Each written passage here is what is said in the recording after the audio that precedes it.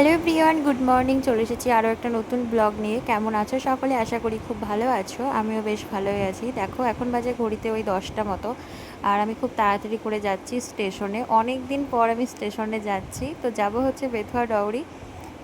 তো বরমশাই আমাকে রাখতে যাচ্ছে। তো বরমশাই যাচ্ছে না, আমি যাব একা।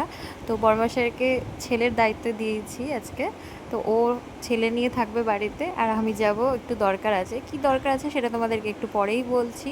তো এই যে দেখো, এখানে আমি টিকিট কেটে নিয়েছি, আর ট্রেন আছে 10টা 17-তে। দেখতে দেখতে ট্রেনও চলে এসেছে, আর এখন আমি ট্রেনেও উঠে পড়েছি। আর একটু বাদেই কিন্তু আমি নেমে পড়বো। আর এই গরমে ট্রেনে বসার থেকে ট্রেনের দরজার পাশে দাঁড়িয়ে থাকতে বেশি ভালো লাগছিল, কারণ বাতাসটা গায়ে লাগছিল। এরপরে দেখো, আমি ট্রেন থেকে নেমে পড়ে এখন টোটোতে উঠে পড়েছি, আর এখন যাব আমি সোজা দিদিদের বাড়ি। তো এই প্রথম ছেলেকে রেখে আমি এতটা দূর একা একা এসেছি। ওই জন্য মনটা আমার বাড়িতেই পড়েছিল, আর খুব তাড়াতাড়ি করে দিদিকে বলছিলাম আমাকে হচ্ছে কাজটা করে দিতে। তো এই যে দেখো, যেই কাজটার জন্য এসেছিলাম সেই কাজটা তোমাদেরকে এর আগের ব্লগে আমি বলেছিলাম যে আমার কিছু কাজ অসম্পূর্ণ থেকে গিয়েছে, যে ওই নেল আর্টটার কথা বলেছিলাম। তো এই যে ফাইনালি দেখো, আমি এই ডিজাইনটা করেছি। কেমন লাগছে তোমরা অবশ্যই কমেন্ট করে জানিও। তো এদিকে তো আমার কমপ্লিট, আর তিতলিও যাবে, যেহেতু বাড়িতে অনুষ্ঠান, ওই জন্য একদিন আগেই ও চলে যাবে।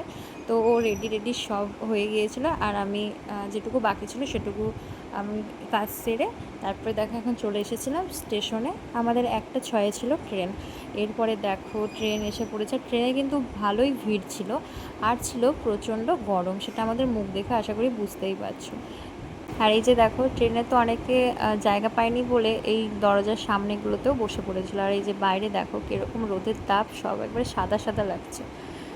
এরপরে দেখো আমি বাড়ি চলে এসেছি, আর এই যে আমাদের বাড়ির সামনে যে মাঠটা আছে, এই মাঠেই কিন্তু আমার পুচকুর অন্নপ্রাশনের অনুষ্ঠানের প্যান্ডেল হয়েছে, মানে যে এখানে খাওয়া দাওয়াটা হবে। আর তারপর বাড়ি গিয়ে আর আমি কোনো ব্লগ শেয়ার করতে পারিনি, একদম চলে গিয়েছিলাম রাতে। এই যে দেখো এখন বাজে ঘড়িতে ওই 12টা মতো।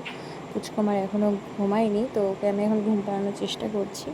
আর এদিকে কিন্তু তিতলি হচ্ছে ফোন দেখছে, আর ওদিকে ওর মামা ফোন দেখছে, মানে আমার বর মশাই ফোন দেখছে। আর তিতলিকে বলেছিলাম উপরে শুতে, ও বললো যে গরমে নাকি ওর এখানেই ভালো লাগছে, তাই ও নিচে শুয়েছে।